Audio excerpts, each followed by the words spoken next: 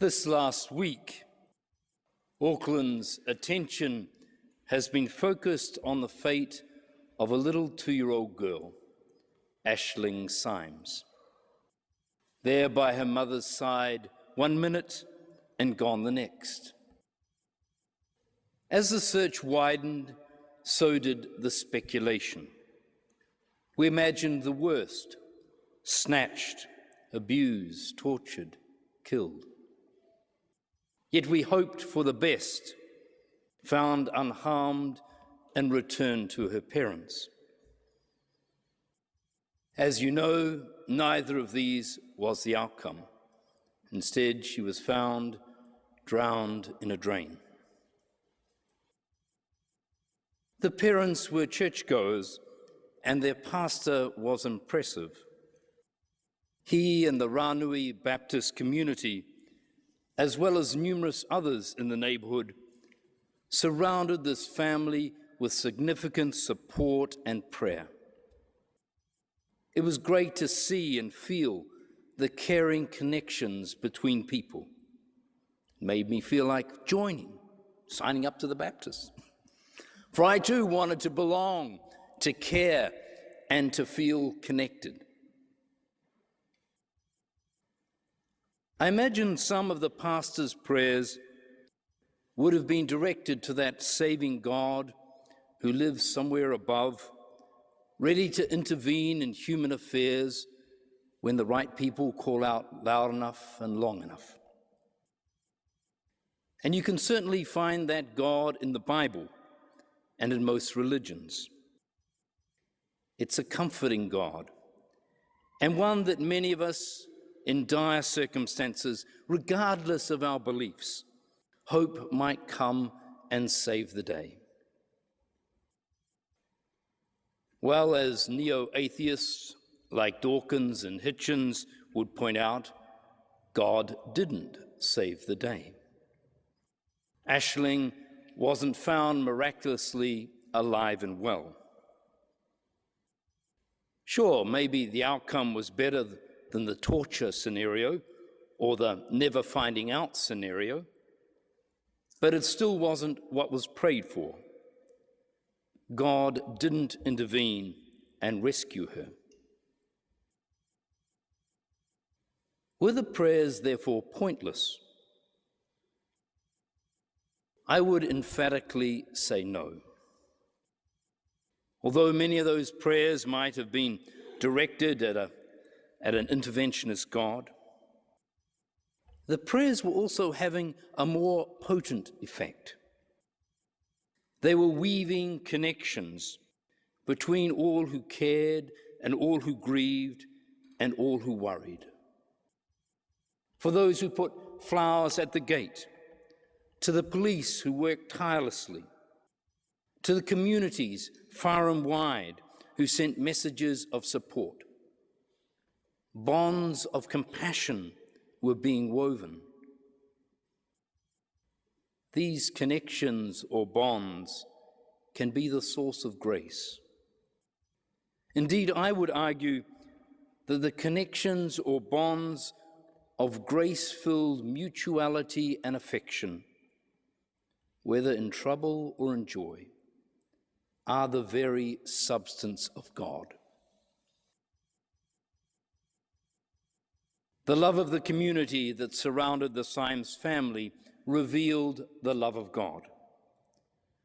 The aroha and goodwill that was extended to the family will be the balm to aid their healing in the years ahead. Like a deep cut, the memory and scar of Aisling's death won't go away. But with the love and support of many, hopefully the wound will heal. Today we remember St. Luke, commonly thought of as a physician. And it's timely to think about health and healing. Usually healing is thought of as a miraculous cure wrought by a divine source. Such thinking is too narrow for me. Similarly, the limitation of healing to the insights and application of Western medicine is too narrow for me.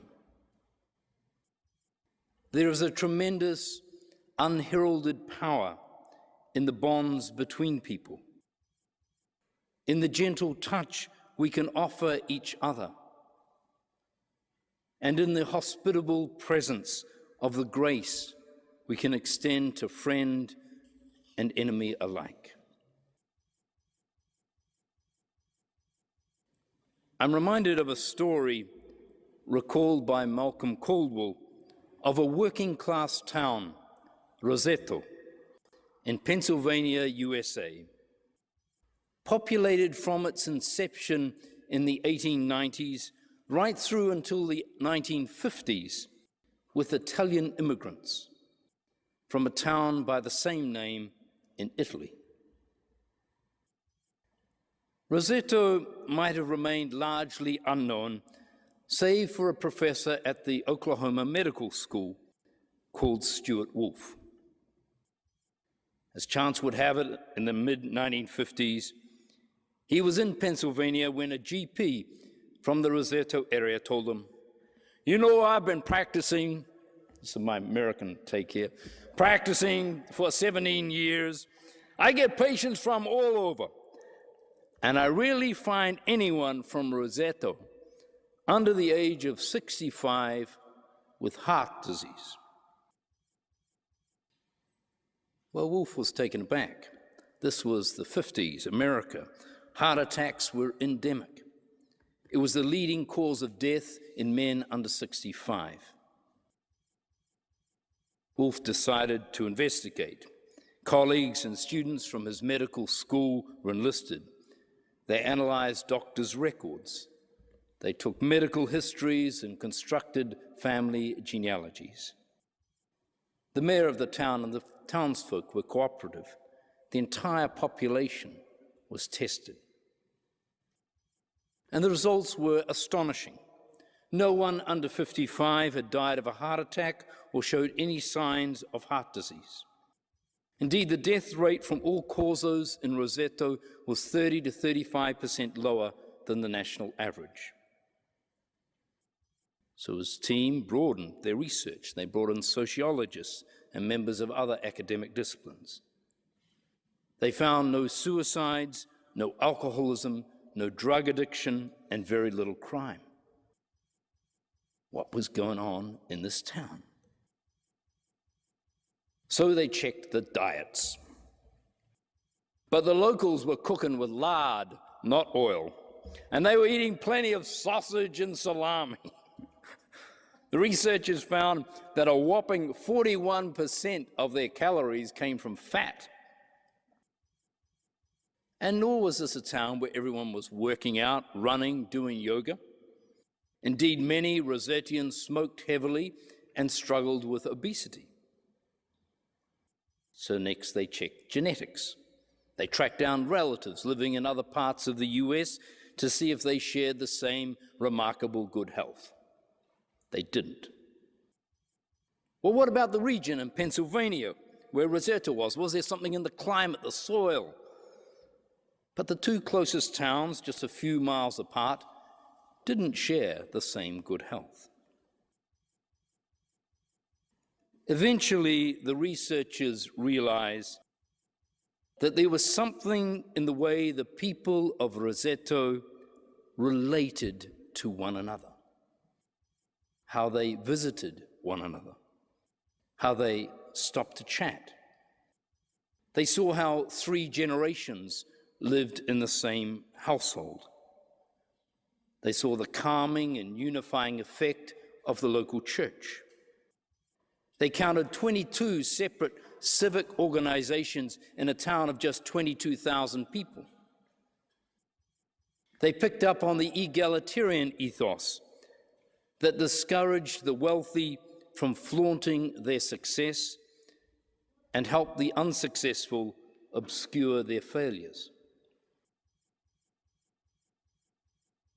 How people relate to each other and the bonds between people are wellsprings of health mental and physical health, and healing. So when I read the Bible this week about 70 people in Luke 10 going out into the community, traveling lightly, offering peace and goodwill, communing and healing, I thought of Ranui and Rosetto. Rather than understanding the 70 as a bunch of delegated miracle workers delivering doorstep salvation, I understood them as normal people like you and me, building bonds of affection with those they visit. The grace, the substance of God is in that bonding, in that two-way connection, visiting, chatting, being with one another. Sure, I understand what biblical scholars say about the text, the 70 and the Moses and the elders and the early church going out to spread the message. But where it speaks to my heart is in the connections, those bonds of affection and their possibilities for healing and wholeness.